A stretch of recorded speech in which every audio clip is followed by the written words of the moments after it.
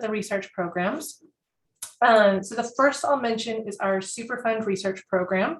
So I'm one of the principal investigators of that. And then the second one, I call it the Environmental Health Sciences Center because that's easier than calling it by its real name. Its real name is the Pacific Northwest Center for Translational Environmental Health Research, which is so long, we don't really tend to call it that.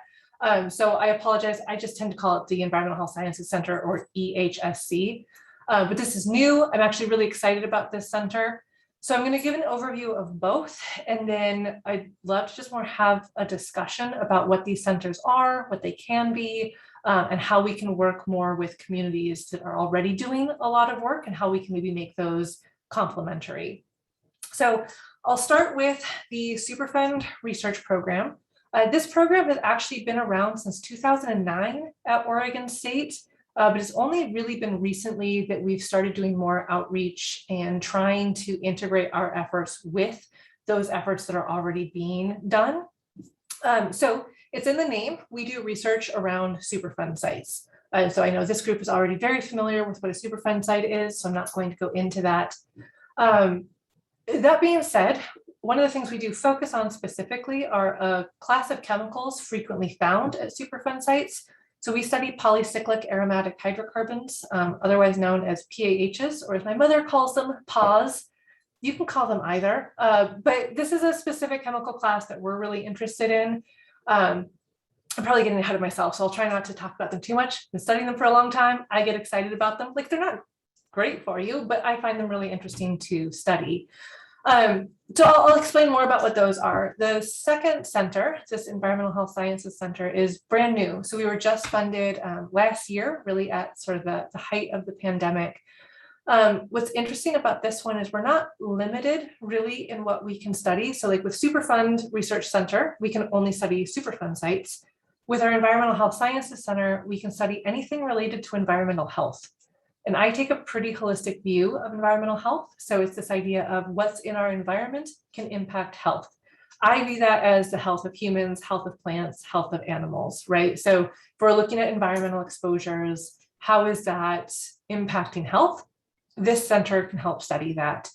We've also taken a really strong approach on trying to do research that is responsive to community and stakeholder needs. So I can give a quick example. I study wildfire smoke, right? And I think we've all been impacted by wildfire smoke. So the question now is, how can our research help people understand what's in wildfire smoke, how it's impacting them, and ways that they can protect their health during these times? So that's one of the benefits of this center. And this is my opinionated dog. She is going to make her presence known. Apologies. So I wanted to start with just an overview of our Superfund Center.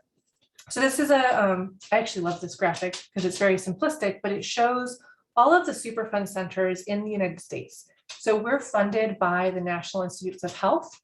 They fund it's around 20 of these different centers. So you can see there's one in Oregon, there's one in Washington, several on the East Coast. And we are funded solely to study Superfund sites. And this can be looking at what chemicals are present, how much, what do these chemicals do in the environment, how are people exposed to them, and how can we remove these chemicals from the environment. Each of these centers has a slightly different focus. Like I said, our focus is on polycyclic aromatic hydrocarbons. But you can see how through this federal funding, we're able to look at Superfund sites throughout the United States. So with the focus on polycyclic aromatic hydrocarbons, I just wanted to give kind of this just really brief understanding of where they're found in the environment. I always like to put some context around what I say when I say like, this is really interesting. I don't mean always interesting, like good interesting, but interesting in why we should learn more about this. So polycyclic aromatic hydrocarbons are found pretty much everywhere in the environment. So this is one graphic that just explains that they can come from human-caused sources as well as natural. So basically, anytime you burn something, you're typically creating polycyclic aromatic hydrocarbons, or PAHs. We know that the major routes of exposure for humans are through the diet or through cigarettes. Now, obviously, the wildfires that we've all been suffering through in the Pacific Northwest, those are going to be a huge source of these chemicals as well.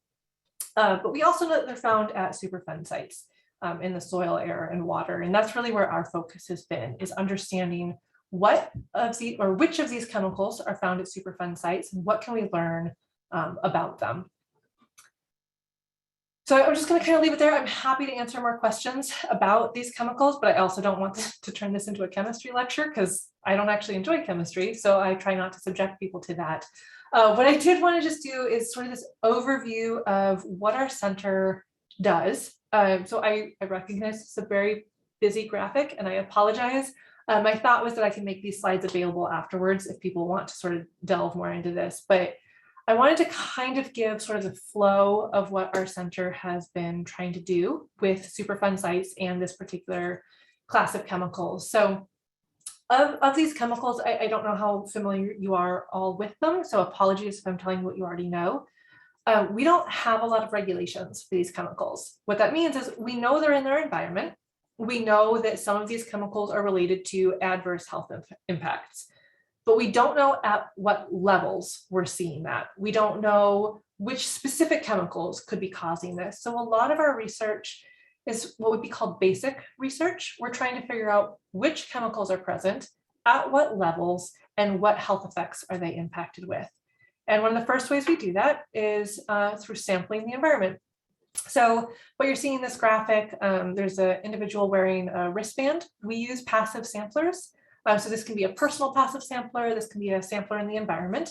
We can put out in air, soil, or water, and it will actually absorb chemicals. We have one method that can look for 1,530 different chemicals in the environment. And so we can put those out and we can put them out for a while and we can say, what are we seeing and how much? What's really interesting about that is we can then take those samples and put them into a zebrafish model and say, are we seeing toxicity?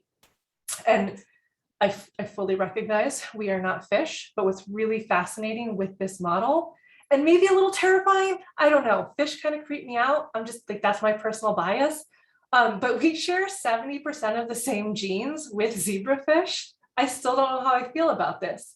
That being said, it's a really good model for us to say, like, all right, what's happening at a molecular level, right? Like we know a lot of diseases, we're turning on or turning off different genes. Well, if we can study that in a zebrafish, that starts to let us know what might be happening in humans.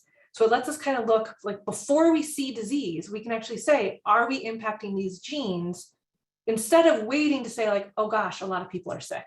So this is a really nice way for us to do that. Then because humans and fish are different, we also have a human 3D lung model, which very cool, also very creepy. You can grow a lung in a petri dish. I mean, it's not like a full lung, but it's pretty fascinating. And so we can study, all right, if we're worried about asthma or other respiratory diseases, we can actually study these chemicals in this model and look to see, are we seeing increased incidence of asthma symptoms, et cetera. So those are some of the major projects we have. We also do have a project looking at how these chemicals are brought into the body and then broken down. So I don't want to spend too much time going on through metabolism, right? But it's this idea of there's something in the environment. If you breathe it in, eat it, drink it, what does it do in your body? Does it pass straight through? Does it change and become non-toxic? Does it change and become more toxic? We're able to study a lot of that through actually a lot of metabolism and computer models. And then finally, we do have a project that's looking at, all right, we know these chemicals are in the environment. How do we get rid of them? So remediation would be what that project is looking at. So that's what our Superfund Center does. It's got much more focused research projects. So while we do still absolutely want to partner with community groups, I recognize some of the difficulties of trying to align research interests with community interests. So I just like to put that realization out there. I am still committed at trying to find those points of intersection, but understand that that can be a little more difficult. So please put any questions that you have in the chat. I am going to transition to our new center because I did want to introduce this. So again, this is the center with the just absurdly long name. I didn't get asked to name it. Not that I would have done any better because I can't name things. But what's really exciting about this center, again, is that we've really prioritized collaborations with community groups and other stakeholders. So The idea being that we have all this research capability. So how can we use our research capabilities to help answer questions that people have about exposures in their environment? So that is what this center is. I've put up this graphic. I like it. I realize it's not super explanatory, so I'm going to just sort of try and explain why I've done this. So again, we're funded through the National Institutes of Environmental Health Sciences. They fund these projects. With that funding comes several responsibilities. And so those responsibilities are that we have to have very specific segments of our research. And that's what I've put up on this slide. So when we were funded, we agreed that we would allocate funding to these different areas. So I direct our community engagement core, which means that we are dedicated to actually working with communities and doing research that can help answer community questions, which that is really the bulk of my research. So it was a pretty natural fit. I've already talked about the zebrafish a little bit as well, but we do have a core that again is dedicated at what are environmental exposures and can we study them in a model that can help us understand human disease.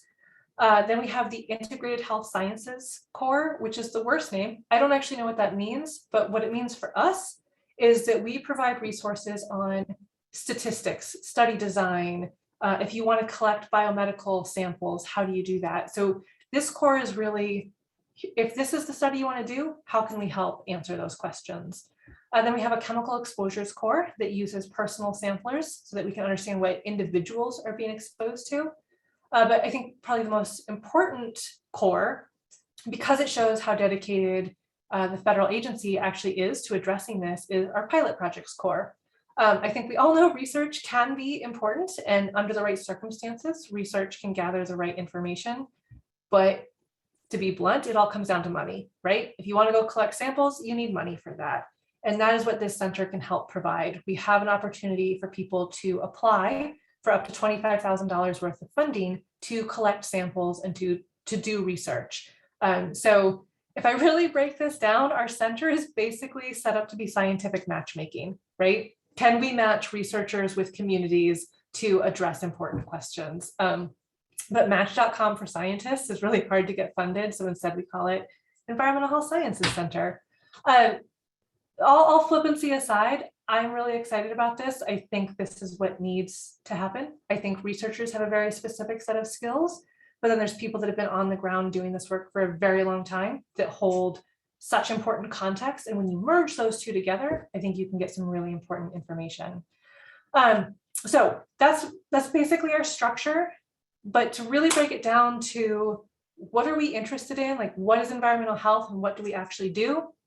I've put up just a few examples. Our interests go far beyond this, but we do have active projects looking at wildfire smoke exposure, looking at pesticides, toxic waste to include Superfund sites, and then water quality and air quality are pretty huge encompassing areas.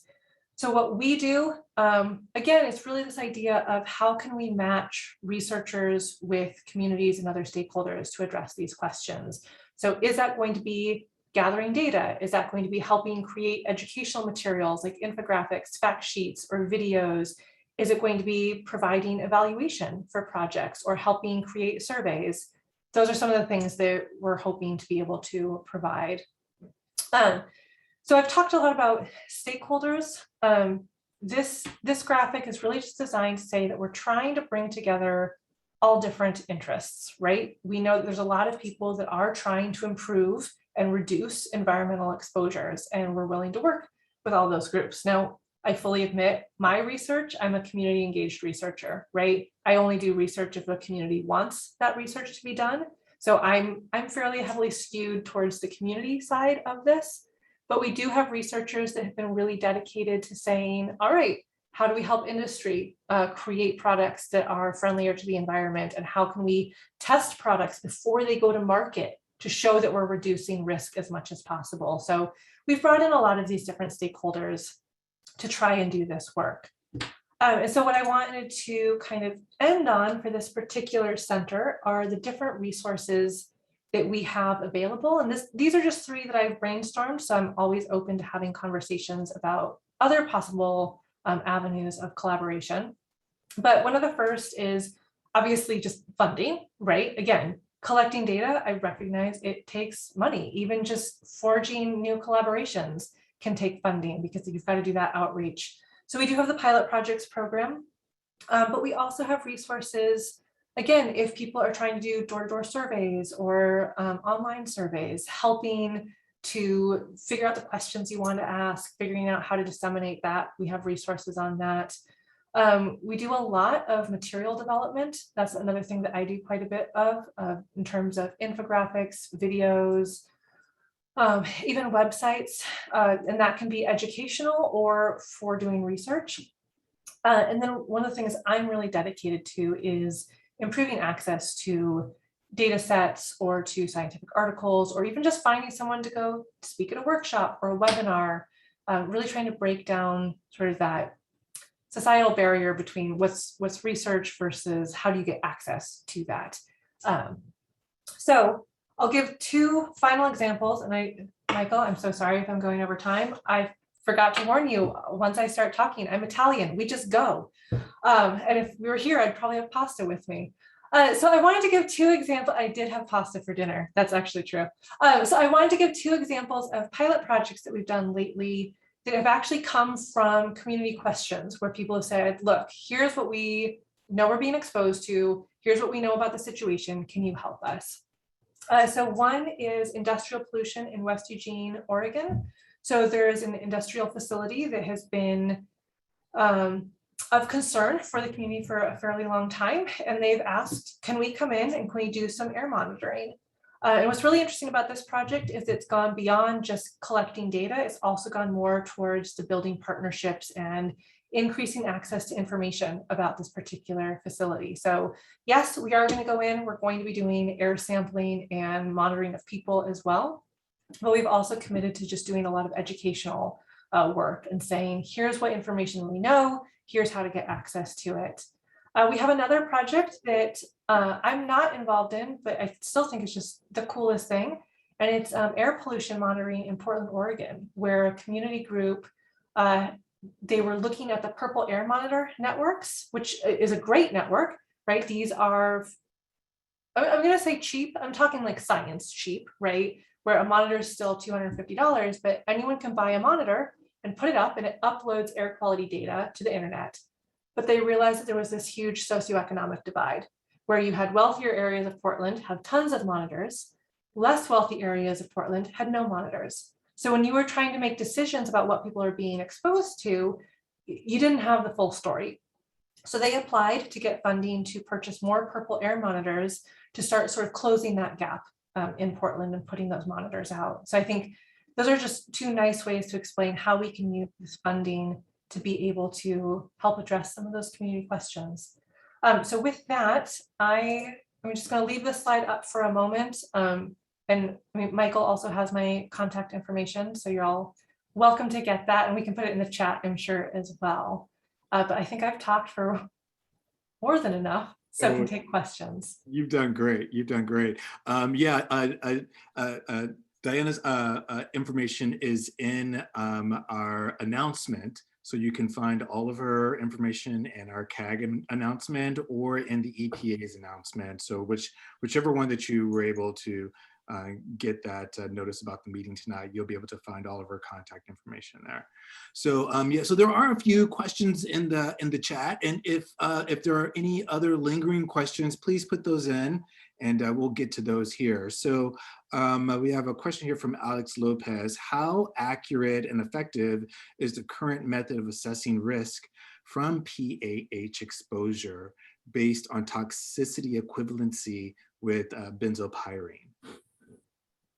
It's a really good question. So we actually did put out a fact sheet. I think, Michael, you helped with that a few years ago. After I'm finished talking, I can put that link in there. I mean, I think that's probably a different conversation, but I'd be happy to share that fact sheet and then maybe just have a conversation with you. I know there's another group that's been looking into that might be better able to answer some of those questions.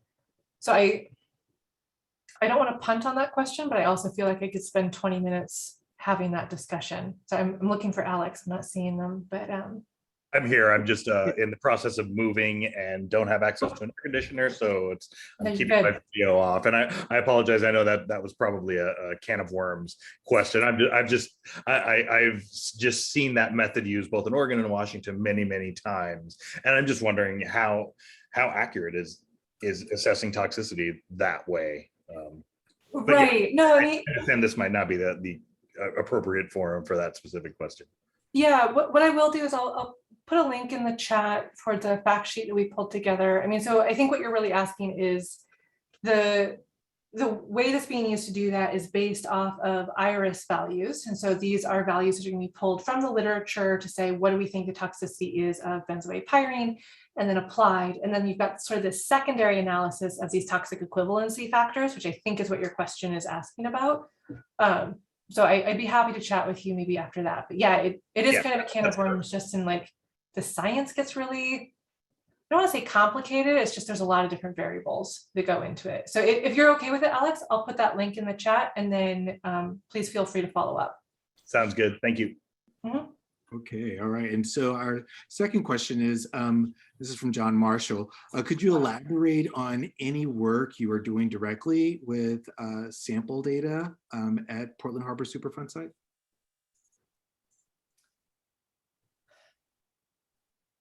Yes and no. I mean, so we've been doing work in the Portland Harbor Superfund Site since actually prior to 2009. And so I can pull those papers for you. I haven't been involved in a lot of that. So I joined the center in 2014. I can give you sort of an overview of what has been done. But we've taken water samples and sediment samples there for many years and across seasons, so that we're able to understand the effect of seasons on different concentrations, and just the changes of remediation as that's gone through.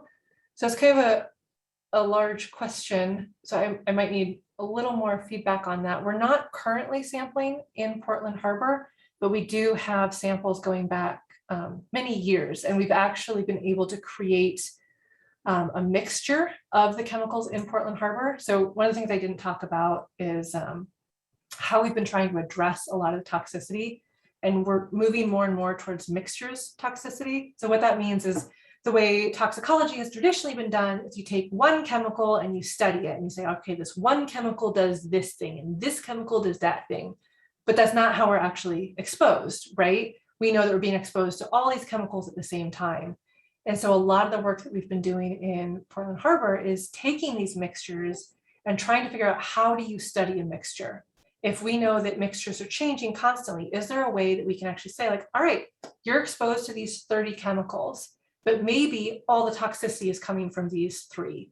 So that's been one of the biggest endpoints that we've taken from Portland Harbor, is understanding how to focus on all of these chemicals all at once and really target our approaches to that.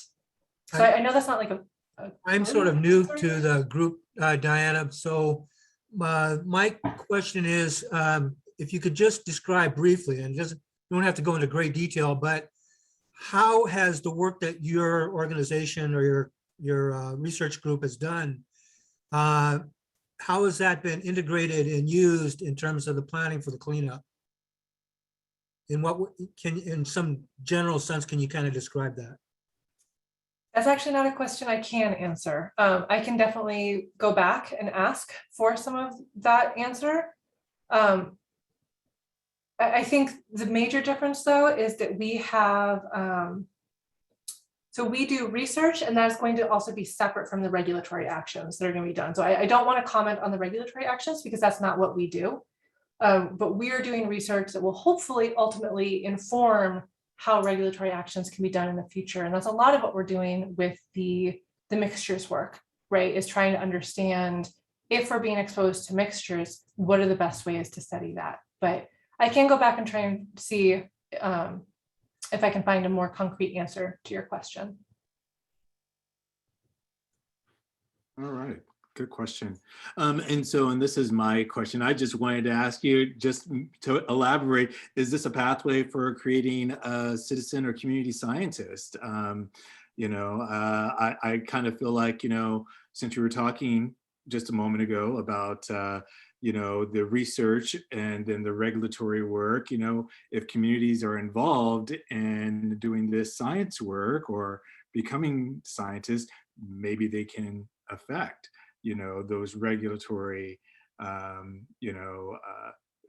apparatus or whatever it may be, in our system. So yeah, so is this a pathway for that?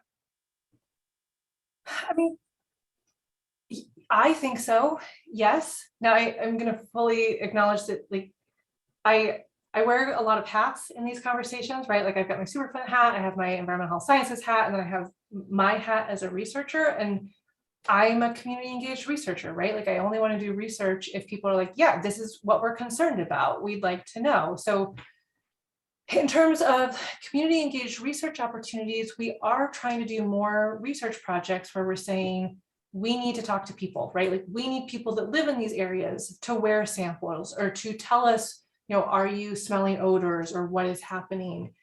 But I think there is becoming this shift in science where it's recognizing that data is important, absolutely, but the context of that data is also really important.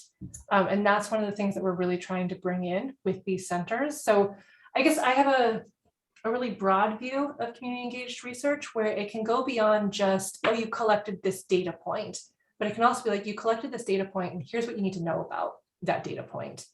So I can say, like, in terms of the wildfire research that I've been doing, we are looking at trying to write grants where we would be sending samplers out to people to say, like, this is what actual people are being exposed to, right? Because you can put a monitor out and that's helpful. But we also want to know, like, here's what the monitor says, and here's what people are being exposed to in their backyard when they're out gardening or when they're out walking their dog. So I think there are those elements. And then even just, I mean, the example of that benzoate pyrene fact sheet that we put together, right? That never would have happened if there hadn't been that community input saying, this is the type of information that we need. So I view all of that as sort of this idea of community engaged research. I don't know, does that answer your question, Michael? No, I should have told you, I'm terrible at answering questions. No, you did a beautiful job. That it was a question that I wanted you to elaborate on, because I think it's really important for us to know that there is a resource that's in our state that we can reach out to be able to help us understand these things. And I am very excited about the connection that scientists are reaching out to community. They're reaching out to community so that they realize that there's context that is missing, and that context is really important. So I'm super excited that you created some space and some time to come and share this with our community members. And I really encourage folks to please reach out to Diana and get her with some questions and ask her about, like, how to get involved, because it's a really pretty cool opportunity that we have right now. And I'm just really happy that you're here to be able to talk to us. If there's anyone who has any other questions, please unmute yourself. And I see Doug has his electronic hand up. So you're primarily funded to do pause research, but you also respond to the community and the environment around you. Is that correct? So through our Superfund Center, getting some feedback? So please mute yourself, please, if there's another device in the room. So my question, Willamette Superfund, probably the single biggest chemical of concern is PCBs. And there's a lot of conflicting information about those out there. Last week, while I was researching a response for emergency management in the city of Portland, I Googled the St. John's zip code, 97203. And among the other information they gave is that the educational testing results are below standard for the whole zip code. So one of the associations with PCBs is that it's a neurotoxin, and it could reflect in those depressed educational results in North Portland. So my questions are, as a community, can you, am I frozen? Yep, you're Nope. good. I'm just listening really intently. As, as a community, is it possible for you to direct some of your energies toward that correlation between exposure to PCBs, volatile PCBs? We've recently learned that there are PCBs in the Cathedral Park, right in the middle of the neighborhood, that are surface. What level is a concern? We've heard that EPA hasn't really concluded that there is a minimum that's safe. So any amount might be a problem. Is there any way to connect what you do into our concerns about PCBs? So yeah, I have a couple thoughts on that. First, that would be a question for me to take back to some of the other investigators. I mean, so I'm one person talking to you right now, but I'm representing, 15 or so other researchers. I think the other thing I would just sort of say is the reason we focus on polycyclic aromatic hydrocarbons, like that's our expertise. So we know a lot about them. So it is always sort of this question of, would we be the best people to study PCBs? And right now, I don't know if that would be the case.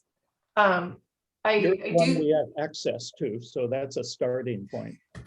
Right, but I think I'm bringing that up as through these centers, one of the things that I hope to help do is, even if it's not something we can do, can we put you in contact with people that do study this and that do understand this? Because I'm very aware of the fact that we can't be the answer to everything, right?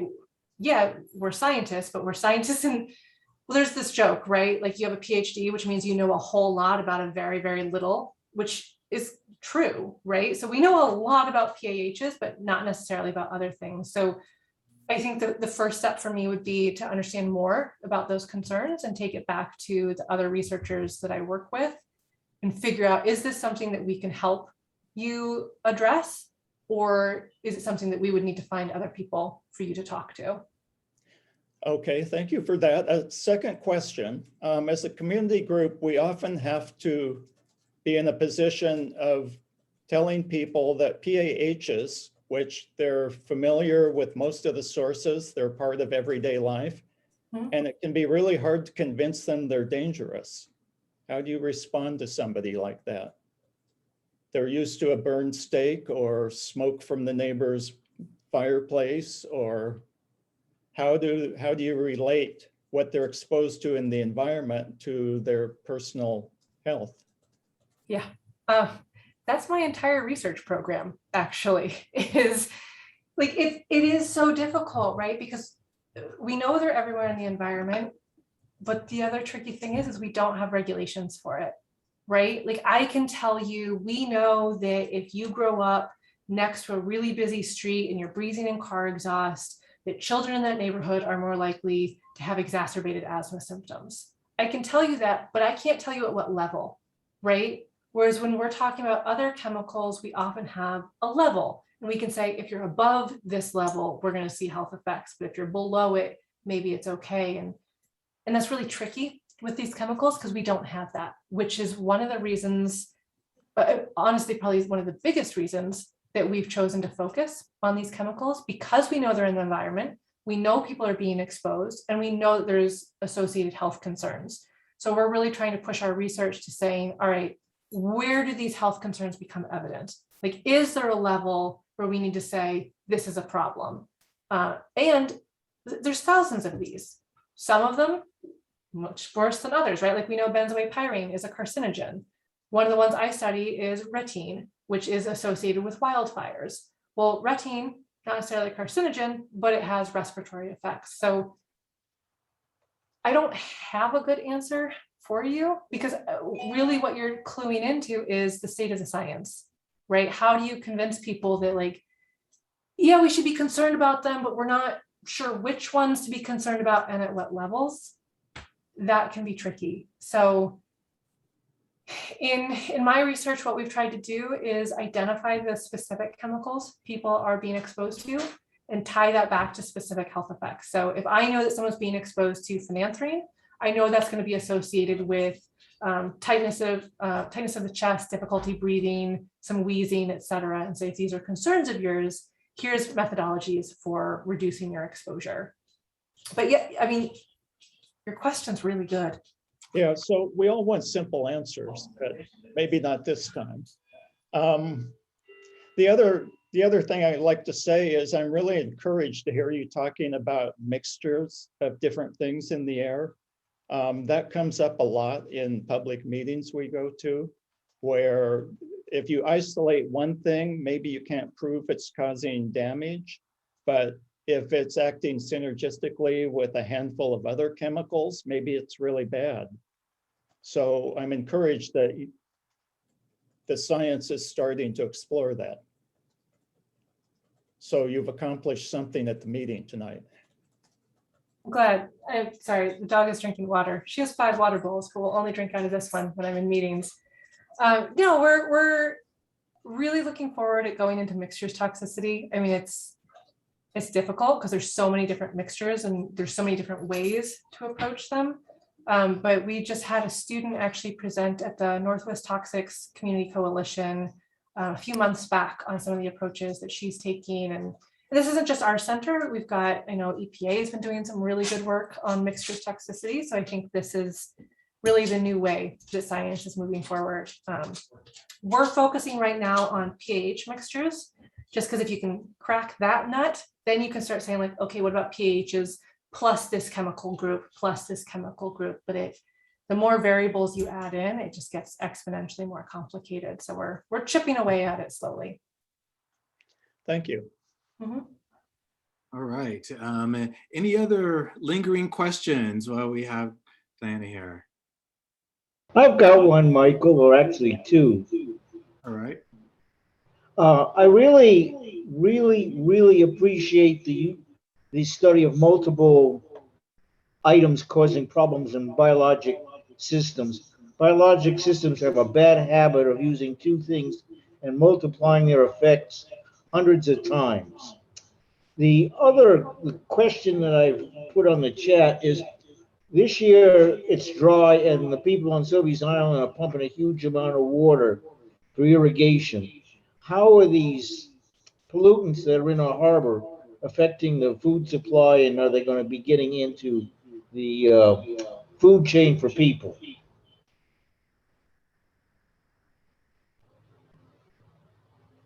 Very good question. And unfortunately, I can't answer your question without knowing more about the contaminants that are there. I mean, what you are asking though, right, is this idea of seasonality and the impact of drought, right? So as water levels are lowering, are you increasing concentrations of chemicals, right? No, right now, the people are pumping hundreds of thousands of gallons of water a day to irrigate their fields. And it's coming from the Multnomah Channel and the Columbia River side. It's all coming directly out of the harbor. Are we looking at long-term effects of now the food chain of the pollutants that obviously are some concentration, but are they going to be concentrated, broken down, or what in the food chain of Sylvia's Island? Okay, because they're being irrigated onto plants. Yeah, I would need to know more about the specific pollutants and understand concentrations in the water, and then are they going to be bioaccumulating in plants or absorbing into soil? So it's That's kind of what, don't know, that's why I asked you.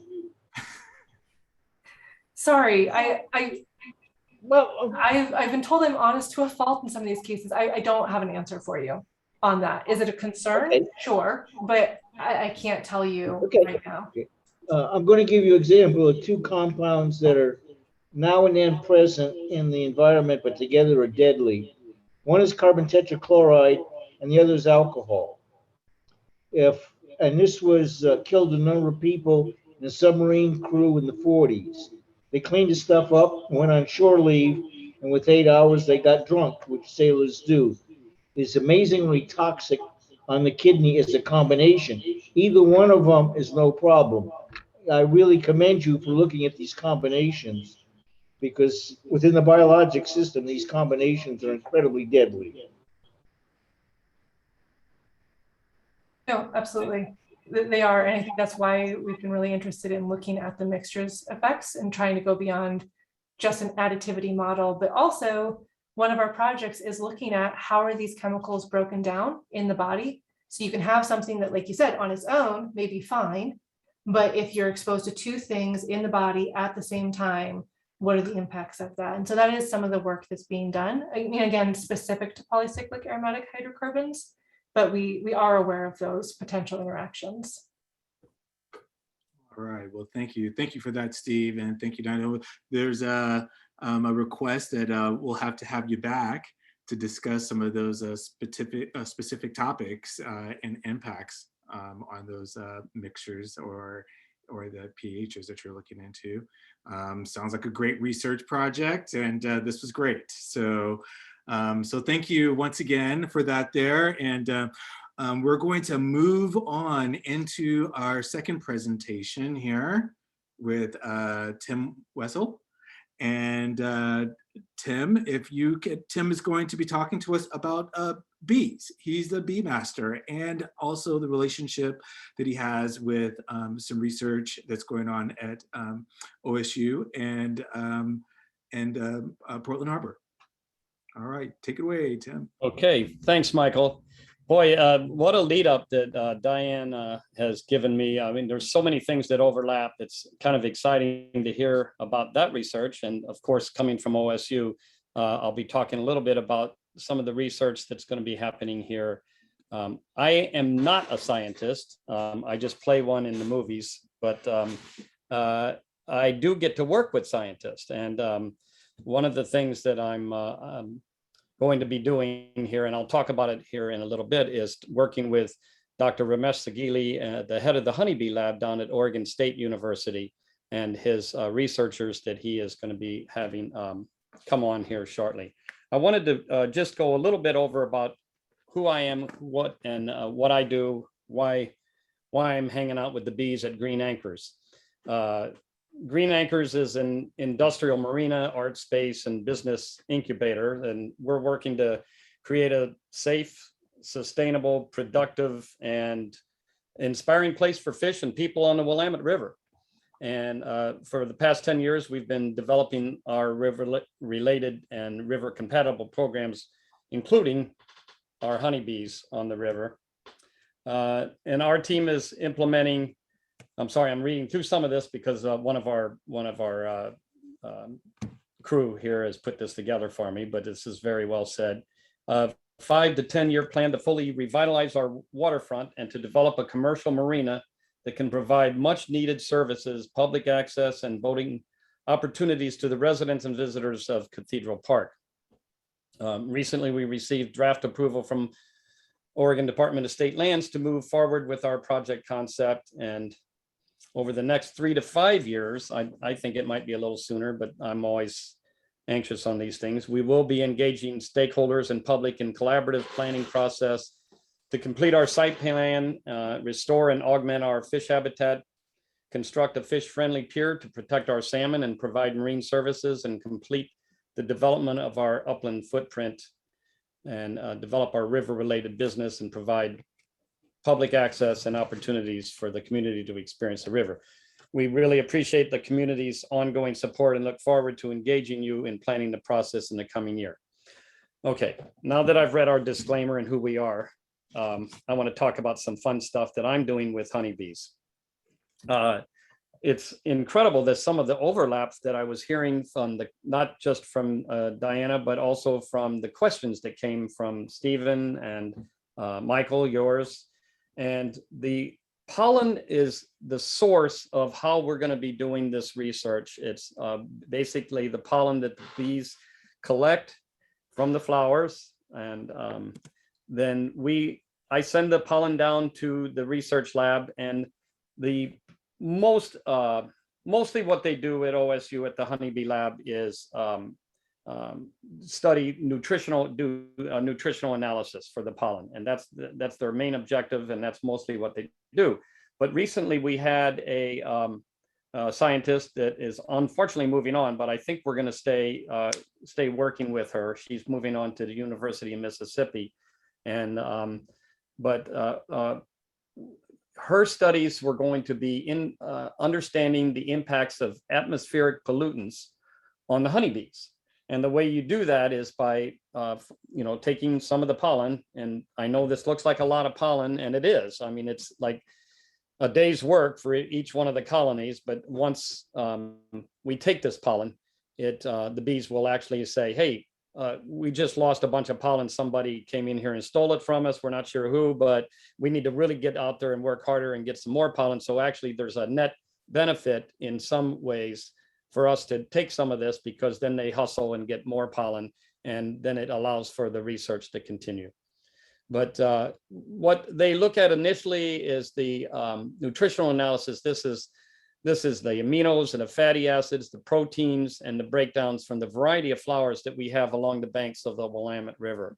And it right now is so far I've been participating in doing as a citizen scientist as the APHIS survey. And we've had 3 years of this survey on the bees here at Green Anchors, which are just above, I mean, we're right between Cathedral Park and the Toyota car lot. And we plant a lot of flowers for the bees. I mean, everything. We've from native plants to known beneficial pollen plants that are non-natives that are also a good source of pollen and nectar for not just honeybees, but for all the native bees. And but aside from that, they probably go along the river. And I know that they get their water from the sand and the moisture in the sand. And they also forage along the banks of the Willamette through the blackberries and any of the other plants that are growing up along the river. One of the studies that I mentioned was this was a scientist, a post-grad researcher at OSU that's moved on, was studying the impacts of atmospheric pollutants by looking at what toxins, atmospheric toxins, would be in the pollen through through what the bees collect and what they bring back and what I provided to them. And so that's sent off to the University of Maryland, where they have special equipment to analyze these toxins. And normally what they're looking for is pesticides and fungicides and other chemicals that you might see in agriculture, but in big ag areas. But now they're going to be expanding and looking at atmospheric pollutants, which is when they were looking for a spot. Initially, I was at a conference down at OSU at Corvallis, and we had some questions about looking for a kind of a dirty spot, and that might be an urban area where there's industry and maybe some pollutants that you're not going to see in the ag areas. And so I quickly raised my hand. I said, "Oh, I know just the place. It's right where I spend pretty much most of my life at the last 5 years." And it's that way because we are literally almost underneath the St. John's Bridge, which provides truck traffic all day and night, heavy diesel. We are sandwiched between the tug traffic on the river and the rail traffic on the track. In fact, they were just backing up here, making a lot of noise, so I'm glad they stopped for a minute. And then, of course, the industry that's in the area in our local community here. And I don't know all the businesses, but I'm certain that there are some businesses that have put out some pollutants in one way or another. So that's an interesting study, and I'm hoping to continue it with her, even though that she's moved on to University of Mississippi. And I know that Dr. Sagili at OSU will help me keep that avenue open. The other thing that we're doing is, and here's some pictures of the pollen that the honeybees collect. And I want to talk a little bit about why we have about 35 or 38 hives on this property right now. And they're honeybee hives, but we really do like to plant things to support the native bees. And you might think there's a lot of competition. Well, there is. But in order to do this study, we needed to have 20 colonies, to a minimum of 20 colonies, which we have, and they're very healthy right now. And and it's easier to collect pollen off from the honeybees because there's a little trap that you can use that takes the pollen off of their legs without harming the bees, except that I'm sure it hurts their feelings after they've worked for several hours to go get it. But it does allow us to study the pollen that's coming from the plants that all the bees are visiting, including the native bees. So lots of bees, there are, I'm trying to find another photo here. This is the alder catkins that are literally right in front of the where the bees are located in the apiary here at Green Acres, and this is available for them in February. I think it's like early to mid February. Again, this pollen, and the question I think it was that Stephen had, Steve, regarding the sort of a lethal cocktail of a variety of pollutants. This is one that I'm personally very interested in, and I always say that the honeybees could be like the canary in the coal mine for us. You know, like if we do see the pollen, these are just some other bees. This is the apiary here. But if we see the pollen coming back and we do see these pollutants in it, then we'll know that well, first of all, they'll be analyzing the pollens, you know, which pollutants are showing up.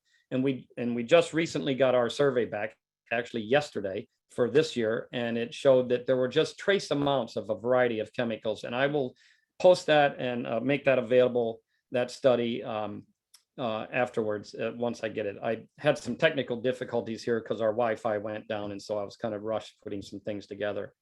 But we know that the water that they drink, and I have a little video here of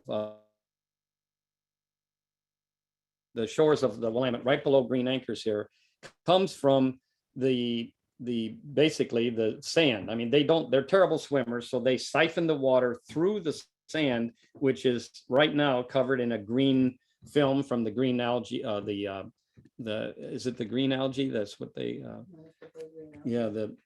so what's happening is, let me see, let me try and get this here for you. Here it is. But you can see in this video, she is, you know, if you can see closely, I know it might be difficult for you to see, but she's really trying to get to the moisture that's coming through this sludge. And it's got, I looked at it closely, and there's actually oil slicks, like some shiny rainbow colored, like petroleum looking stuff. And we know that there probably are some other toxins, heavy metals, PCBs, asbestos, and other materials that might not be healthy. These bees are taking this water and bringing it back to their colonies, and not only feeding it to their babies or the brood, but they're using it to cool off their hive when it's hot. And it's been very hot this summer, and so they use it as sort of a swamp cooler to create a cooling effect for the whole colony to keep the temperature down so they don't actually fry the brood. So but that being said, we have seen, and this is anecdotal until I get more data coming from the researchers. They're going to be starting coming up in September. They're going to be starting at OSU, and they'll be doing the real data analysis. I get to be the citizen science, the guy on the ground here at Green Acres, and I'll provide them with the pollen or answer any questions, so they don't have to run up from Corvallis very frequently, and they can just guide me through what they need. So I think, let me show you another video here. This is where we're located. You can see in this video, there's sorry, this is taken from the love sign on our pier, and you can see the seawall there, and beyond that is where the apiary is, in those trees. And this just gives you an idea here. That's Captain Bob, where we are located on the Willamette. People enjoying the paddle boarding and kayaking this afternoon. And then, hang on, let me see if I can get the next one. This is taken from the apiary where the bees are located. And this is shot down towards the love sign in the pier. This is just a couple of more colonies here. And you'll see that this is an area that we're working on cleaning up right now to put more pollinator restoration, more plants with it looks like a bunch of dirt and dust right now, but when I'm finished with it, by this time next spring, it's going to be beautiful. But you can see the tank farms in the past beyond the love sign. That always is a incredible contrast, I think. So I think until the research starts, I can't really give you definitive data. It's just anecdotally, I can tell you what I was going to tell you a moment ago is that the bees here at Green Anchors are doing statistically significant better than when I had them scattered around Portland. I used to have a business called Bridgetown Bees, and we had about 150 colonies, and they were in a variety of areas around town. And for some reason, I think mostly because I'm here every day, the bees here are doing way better than they were when they were over in inner Northeast and Southeast Portland, which is interesting, but it doesn't mean anything until we start looking at the data. And considering that, I would think this is be a little bit dirtier spot and that the pollen would be more contaminated because of the plants that are growing in what is a brownfield here at our location. And but they're not. They're doing quite well. We're doing better than the average as far as overwintering and survival. Let me see. I think there's maybe another photo. These are some of the other native bees. These are a really interesting black and white bumblebee. It's that I'm very glad to see these bees. And look at that. There's a bumblebee saying to the honeybees, you think you can get pollen, this is how you do it. And that was just loaded. And this is on the peas, the wild peas that grow along the Willamette here. We have those pretty much all summer long. And so those will be that pollen will be collected and sent down to the lab as well. And let me see, there was some other things. I think I'm interested in the synergistic effects and also the question that somebody had regarding, is our food contaminated when the water is used from the Multnomah Channel to Salvie Island to the crops that are grown for food for human. So I think the studies that one of the studies that we're hoping to look at here, and the 2 grad students will be coming on in mid-September at OSU, is to see if we can have them not just identify what toxins the bees are bringing back to their hive through the pollen that's coming off of the plants, but also what might be in the water. So they'll add water to what is called bee bread, and bee bread is a mixture of a little bit of nectar, a little bit of water, and pollen. And they make this fermented bread that they use to feed all the workers. That's what they eat. And so we will be collecting that as well and sending that to the honeybee lab. So looking at the food chain, again, I always think of the bees as being able to tell us a little bit about what's available, what's happening with the air we breathe, the food we eat, through the pollen that I collect and the samples of the bee bread that I send to the lab. This is a photograph of a pollinator wheel. This was early last spring when I built this, and it's each slice of the pie basically is a different. I didn't take a photo of it today, but in the spring this thing was just filled with flowers, and every flower in each slice of the pie is a different flower that blooms in consecutively. Hopefully, I'm trying to get them to go one after another so that we have blooms throughout the season. But the idea is that we have, and these are pretty big slices too in this wheel. So is that we have known beneficial plants for pollen and or nectar, primarily pollen, and those will rotate as time goes on. And this coming year, we're going to be changing out a few of them. A couple of them will stay the same. We use bachelor buttons, California poppy, echinacea. Let me see what else we have in there. Some Clarkia, and but we're going to be changing those out this year and adding some new ones in, and see how that might change the food that they have available to them. The bees don't just eat or forage from the pollen here. I would imagine their water source is only the Willamette, and And like I say, they siphon it through the Willamette, through the sand. But the food they eat, it could be the Baltimore woods up behind us. It could be across the river. We see in the spring that they fly straight across to the river over to Sarah's house, and they look for the big leaf maples over there in the early spring, and maybe some other things that are across there. We know that happens in the spring, not so much during the summer when there's not as much available over there. This again is the apiary. These are the hives that you see in the front here are the ones that will be used for the research. We have quite a few in behind there that you can't see in this photo. And the only reason I didn't walk around is because our Wi-Fi wasn't stable. I would have walked around out there. Plus it's like 101 degrees today. And so I just felt like it was easier to maybe share some photos. So that's about it. I think there are a couple of other things that I wanted to mention, but I think I don't want to go over time, Michael. So this is another native bee. This is a show-off bee. It's actually a sweat bee. It's a very metallic green, and I think rightfully showing off because it's beautiful. And we have a PSU student that has spent the last 2 years here identifying some native bees. And in fact, they found one that was in this area that shouldn't have even been in this country. And we believe, they believe that it may have come in off of one of the shipping containers or something from overseas.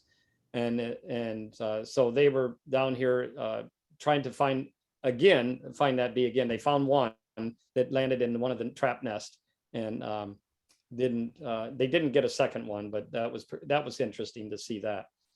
But I'd be happy to answer any questions right now, or also I'm going to post some things on the site, Michael, if you'll help me get through that, and we'll get some other information for you to look at as we get the data started from the studies from the grad students starting this year.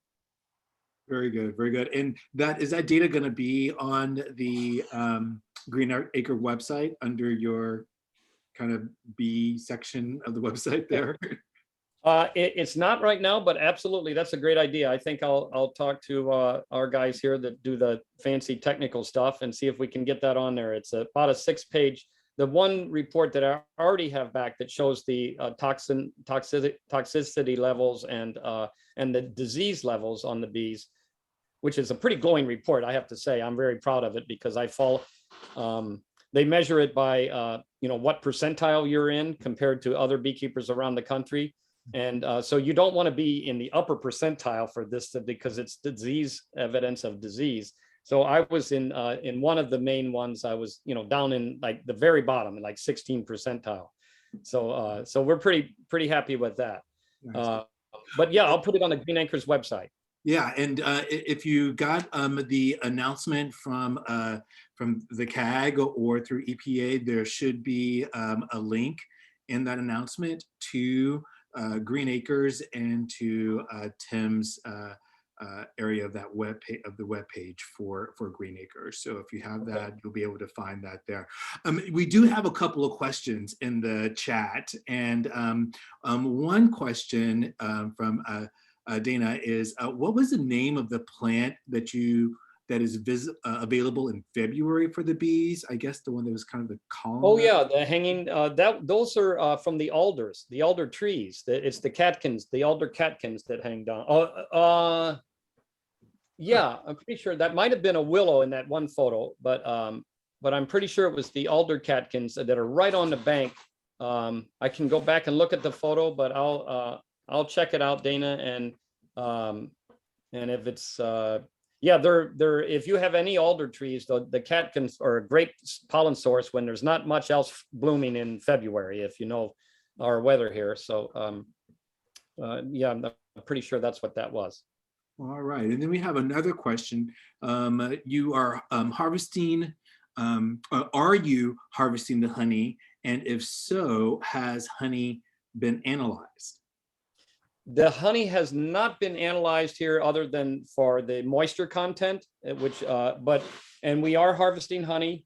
I used to, years ago, take a lot more honey. Now I'm doing 1, maybe 2 honey supers, which is what you take the honey from. And normally you could take 5 or 6 supers per hive. which is a lot of honey. And I don't feel right doing that. In fact, I'm really moving away from taking much honey at all, other than just enough, because the bees are kind of driven to go and get honey, and then that gets them in the mode to kind of keep themselves keep their cupboards filled with food for the winter time when there's not much available. So yes, we do harvest it, but this year they will be analyzing the honey as well. I just got an email from Ramesh saying that would be the other thing they'll analyze besides the pollen. That's fantastic. Okay, and then we have another question from Dana. She says, how can you set up a bee drinking place in your backyard? Oh, bird baths are really good, but they're terrible swimmers. So make sure you have like either popsicle sticks or some rocks or some little sticks laying in there, so they can, if they do get pushed into there, because sometimes they'll get knocked in when they're bumping into each other, and they'll drown. They're just terrible swimmers. So if they have something they can climb onto and dry off, they can fly back to their colony. But bird baths, and even some people will put like a spongy material in the bird bath so they can siphon it through that without falling in and drowning. Okay, cool. And we have another question that this is from Caleb. What is your pet management strategy? Specifically, how do you manage mite populations? Oh, great question. I'm sorry I didn't address that, but we only use organic treatments here, and there is a mite parasite called varroa mite, which is one of the three main things that are causing such harm and losses to the honeybees: loss of forage and pesticides and fungicides that are hitting them as well. But that's the three main things. But the parasite is definitely one of the three most damaging things.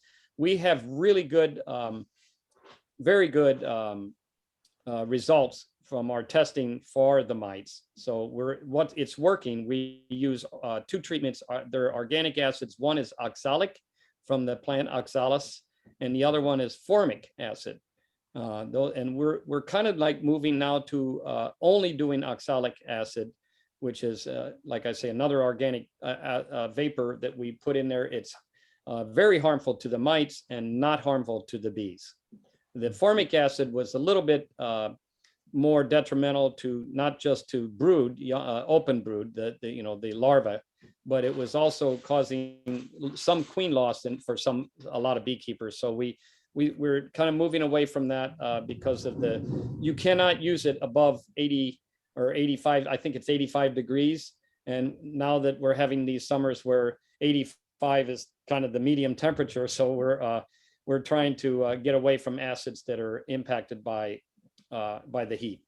And those concentrations of the oxalic acid? Oxalic and formic. Oxalic. And we would never treat for mites when the honey supers are on. So it's only when the brood chamber is below, that's the only place that the mites would be. They wouldn't be up in the honey supers. And you treat them before you start collecting any honey and putting the honey supers on. And then after you pull the honey supers off, then you can treat again. And that way there's very little chance for any of that, even though it's an organic treatment and it's allowed, it is allowed to be used while supers are on, but we don't like to do it. And did you know what those concentrations of the acid were? Like percentage or what's the concentration of it? I'll look it up. I do know that. It's not on the tip of my head right now, but I can look it up and also post that. Okay. And then this is an anecdotal question to you, because you had said earlier that it seemed as though the bees were doing better in a Superfund area next to fairly heavily impacted ecosystem with, trucks and diesel, and there's the St. John's Bridge, there's, the boat launch, and there's, a little bit of sheen in the water, and they're doing better than they were in your residential neighborhood where you were before. Do you have any type of anecdotal reasoning why that would be the case? I do. I like to take. I like to think that it's just because I'm here every day, but I think it's primarily.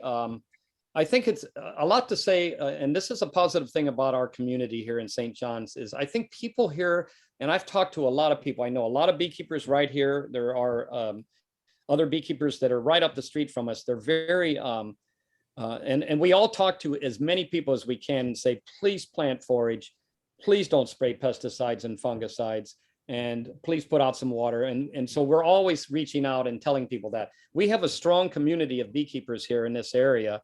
And I think the people in the St. John's area where the bees are mostly foraging, they stay probably, they can fly 2 or 3 miles if they have to, but I don't think they have to in this area because there's a lot available to them. So fortunately, I think we're getting really good citizen support and an awareness, and that's probably a big part of it. The other part, I don't know, and I really like to not say until we start looking at what's coming back. There are some plants that provide healthy benefits, and I've been planting those.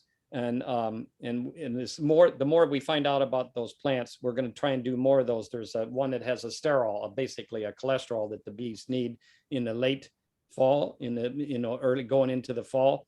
And I don't have the plant on the tip of my head, but I'll post it. It starts with a G, but Gaillardia, I think is what it is. And it's got this sterol in it that is super important for the nurse bees going into the fall. And I have a lot of it planted here. And the Phacelia is another plant that is blooms a couple of times here. It blooms in the spring, early spring, and then again in the fall when it reblooms. And that's also got that sterol. And there's research now that's showing that that's the stuff that the nurse bees that take care of the bees that survive the winter are going to need. They're raising the young that are going to carry that hive through the cold months. So the very important fatty acid for the bees. Cool, very cool. And then this is my last question, and then we're going to open this up to community questions. If anyone wants to unmute, they can be able to go ahead and ask Tim a question. But my last question is, have you ever done any type of like monitoring? Have you ever put like a monitoring device on any of the bees just to track them, to see, you know, how, if they do actually go across the river into Forest Park, or if they go, you know, towards the Columbia River, do they just stay in North Portland? I'm just, you know, out of the curiosity, I know you had said that there were some hitchhikers on some of the larger boats that come from different countries. Yeah, no, that's a great question. I actually just asked that question to Dr. Sagili the other day and said, is there something available? He kind of laughed, like, you know, if he basically said, if you want to pay for it, we'll get you the monitors.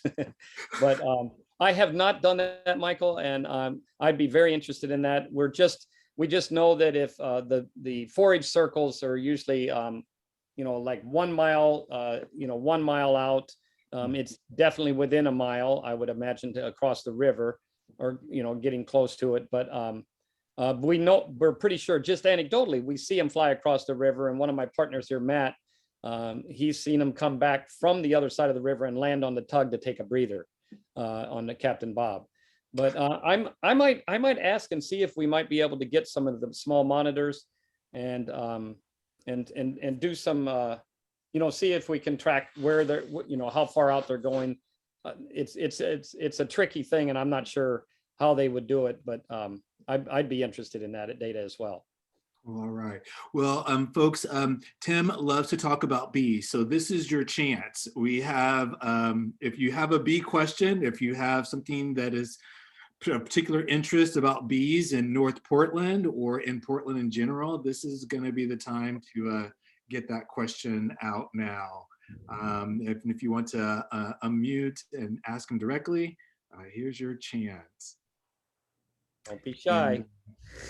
Yeah, you probably, you gave us a lot of information there, so you may have answered a lot of questions as you know, as it stands. So so if there aren't any other questions, Sarah has a question. Oh, I don't really have a question, but I just want people to know that when we're able to do tours again, that Green Anchors is sometimes part of our tour. And the bees are great to see, as well as the beach here and all the amazing projects that are going on. Like Tim does do bees, but he also turns containers into offices, and they make tiny houses. I mean, it's actually a fascinating place. So hopefully we'll be able to schedule a tour and you can see Tim's apiary, as well as all the other things that they're doing down here. So just want to invite people to join us at some point. Thank Yeah, you. Thank you, Sarah. If you're down by Cathedral Park, you know, Green Acre is just to the north of the St. John's Bridge, really, really close by. Encourage you to stop in and check it out. It's a pretty remarkable space. It's a really nice little gym that we have here in North Portland that people need to know more about for sure. Was there something else you were going to say there, Tim? I was just going to say thank you for saying that. It's, you know, like I spend the majority of my life down here these days, and I feel that somebody asked me today, as a matter of fact, like, well, I think it was you, Sarah, that said, I don't know, somebody asked me like, well, are you ever just bored? I said, no, I'm not. I mean, actually, every day is something new and interesting and challenging. You know, there's definitely days where I was like, oh my God, this is a lot of work, but for the most part, I love being part of this community, and it's really allowed me to meet new people and new artists and learn. All right. Well, thank you so much. All right. Thank Well, you.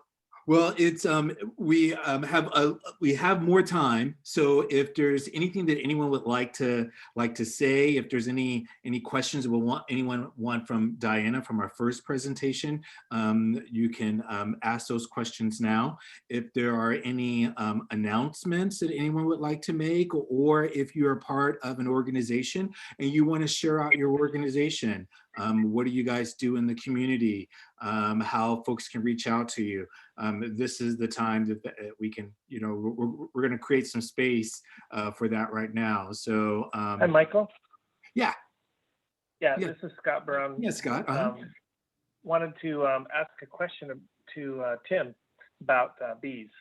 I was on mute and I kept trying to get in. And now I figured it out. So, Tim, my question is that how, and this might be something that, I mean, it's just a question, but Sure. The type of flowers they use, how does that influence the taste of the honey?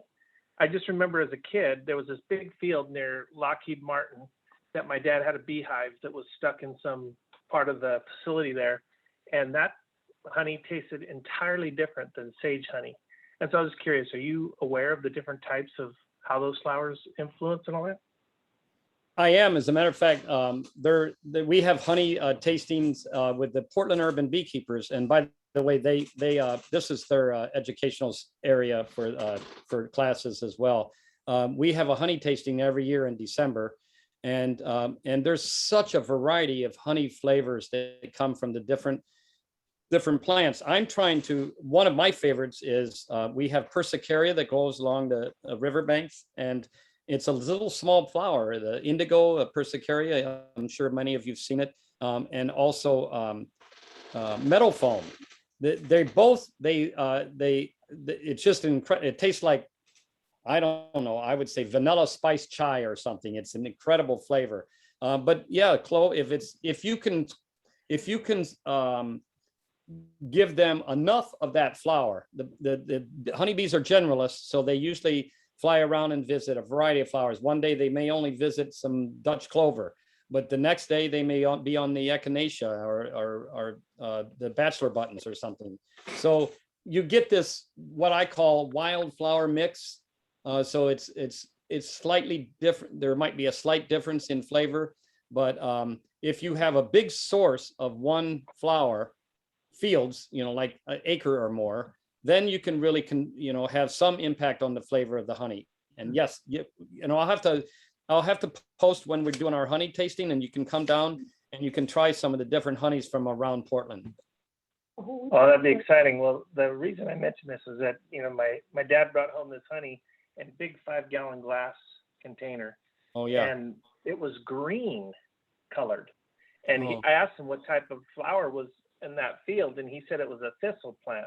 But I don't know if that's just because they were stickery or if he actually knew which kind of plant it was, but And- I've been on a search to find that because that flavor was unbelievably mild and beautiful. I will personally find out what that is. I know one of the professors that retired here, I think he might know. I've heard of the greenish colored honey, and it may be a thistle, which does provide great honey and nectar. I mean, nectar and pollen. But I'll find out and get back to you, or post it on. Oh my our- gosh, that's exciting. Yeah, for sure. That's fun. Okay. All right, then. I think that if there are any more questions, any more announcements,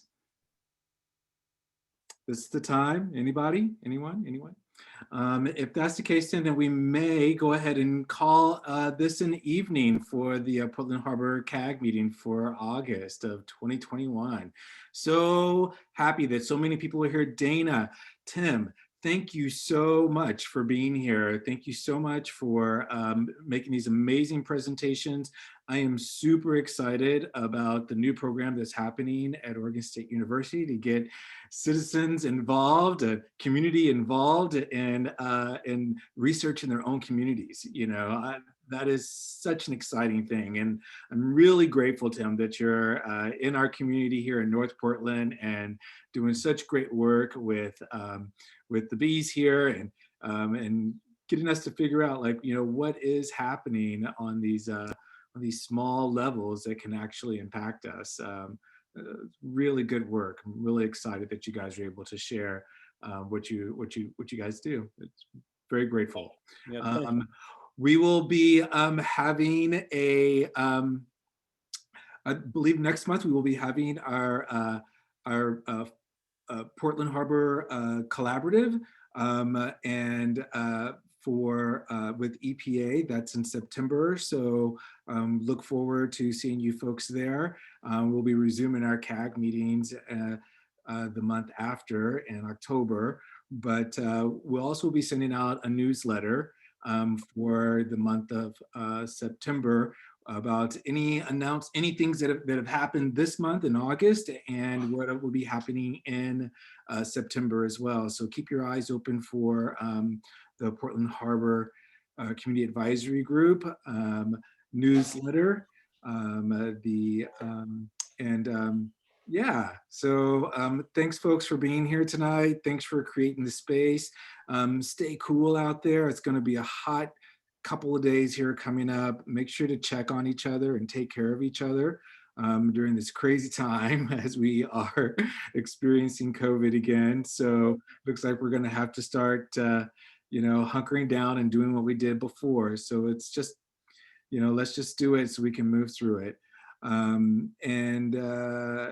Is there anything else from our CAG board members? Would they like to say anything in closing at all?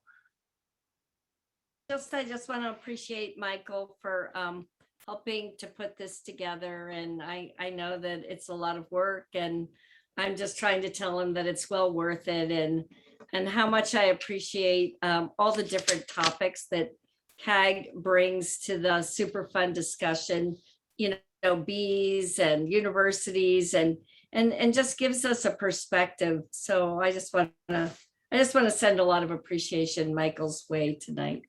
Yeah. Thank you all so much. Well, I appreciate all of you. So until next time, my friends, we will see you here at this place real soon. And, the river's calling. I hope we're all listening. It really is great to get out into the water if you can. Those stand-up paddle boarders in Tim's video looked really, really good.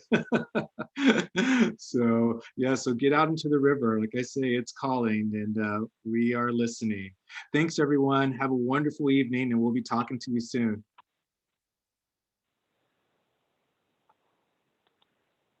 Night, Michael. Good night.